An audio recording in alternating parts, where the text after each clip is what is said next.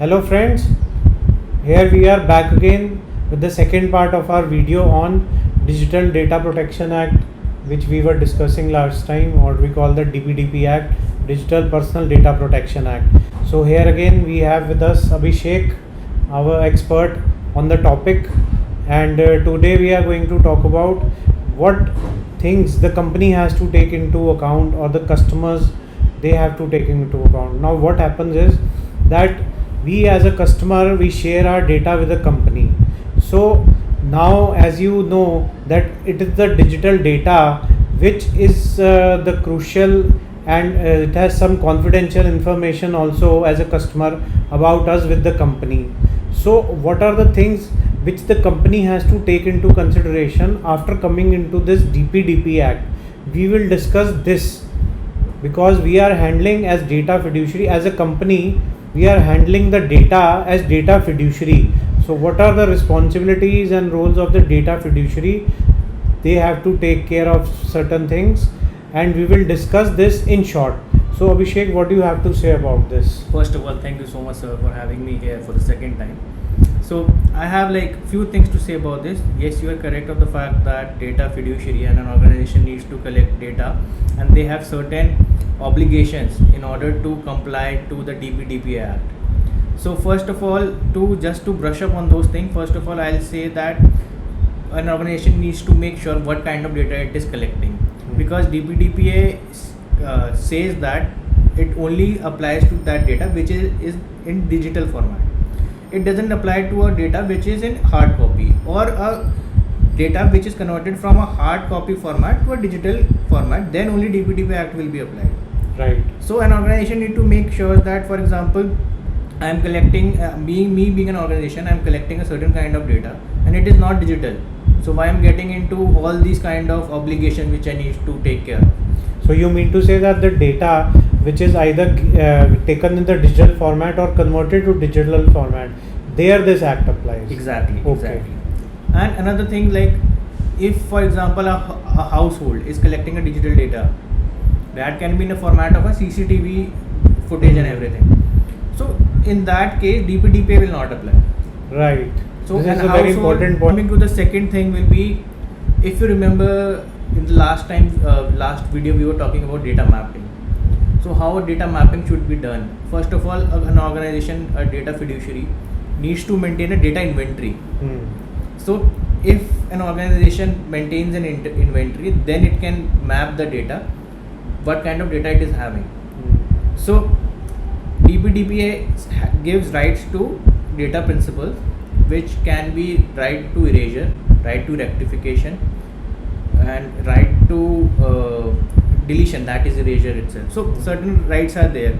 So in order to a data principal to access those rights, it is very necessary for a data fiduciary to maintain a data inventory.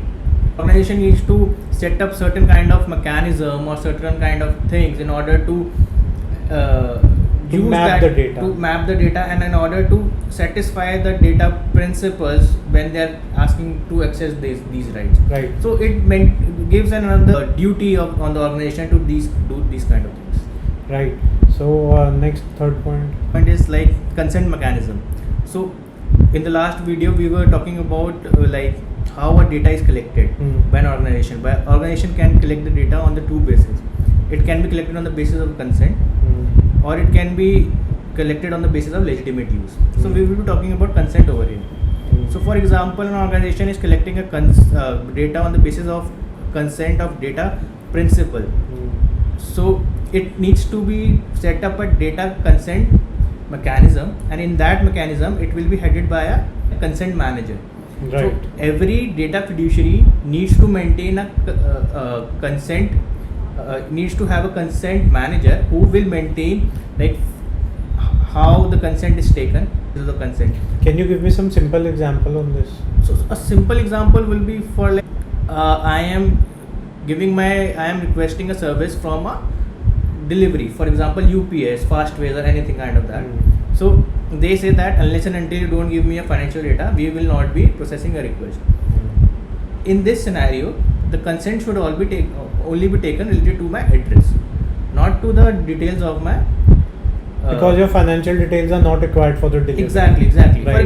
example, if it would have been Amazon, so they, in that scenario, they would be taking both kind of things. For example, my delivery address also and my financial details also. Details These also, are two right. things. So now coming to the fourth point. The fourth point will be whenever an organization is complying themselves with Dpdp Act, they need to make many changes into organization and into the technology they are using. For example, in organization, they need to make the different kind of people who are working like in HR, in finance, in tech, and give them a proper training what Dpdp Act is, what are the repercussions if you are not complying with these acts, Right. what all can be done in order to comply it within time and everything. So a proper training is very much needed. Now moving ahead, this is like something on the organization level. Now coming to technological level.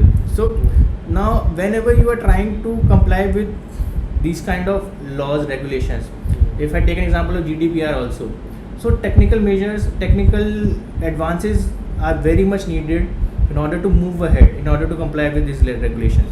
So you can, for example, when you're storing the data, you can make sure that how you're storing it, whether it is encrypted or not, whether there is a proper firewall, there is an antivirus to it, and everything. You are making sure You that. mean to say protection softwares have to be in place? Yes, that's just a helicopter view which we are talking right now. If we go deeper into it, there are many it goes into the technical controls and everything. Then you have to match the standards and everything. So that's for another video. That- For example, a data principle is accessing its rights of data. For example, data erasure. Unless and until you don't have those technical measures placed, how you will erase that data? Right. For example, if you are erasing just by complete normal deletion, a hacker can come and hack it and revive that data and use it for their own use. So these kind of technical measures are also needed in order to be implemented in the organization to move So forward. that the data is properly deleted or properly changed. Exactly. Briefly, Abhishek has covered certain points which we think are very important for companies to look into consideration when they are handling the digital data of their customers, and this will have a lot of impact. This act which has come in, it is going to have a lot of impact on the business customer B2C relationships. Thank you. On the next series, we'll try to discuss, Abhishek, something more about the Dpdp Act in our later videos. Sure. Yes, we will be discussing. So just keep tuning into our channel for further updates on Dpdp Act. Thank you very much. Thank you, Abhishek, for coming once again. Thank you, everyone.